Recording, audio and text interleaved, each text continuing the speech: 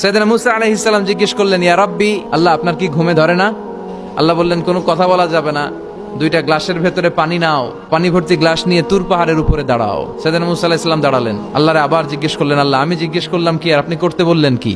আল্লাহ বললেন, কথা বলো না, যা বলেছি তাই করো। তো মুসা আলাইহিস সালাম কিছু বলতে পারে না, পানি নিয়ে দাঁড়িয়ে রইলেন। মুসা আলাইহিস সালামকে আল্লাহ বললেন, তুমি দাঁড়িয়ে থাকো আর ঘুম রে বললেন, ঘুম তুই মুসারে ধর।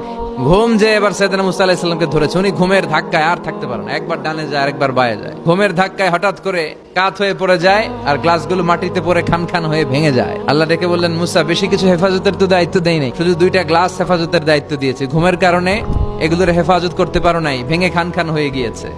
আমি যদি তোমাদের মতো ঘুমিয়ে যেতাম তাহলে পৃথিবীর সাথে সূর্য লেগে, সূর্যের সাথে চন্দ্র লেগে গোটা মহাবিশ্বটা এভাবে গ্লাসের টুকরার মতো খান খান হয়ে যেত রে মুসা।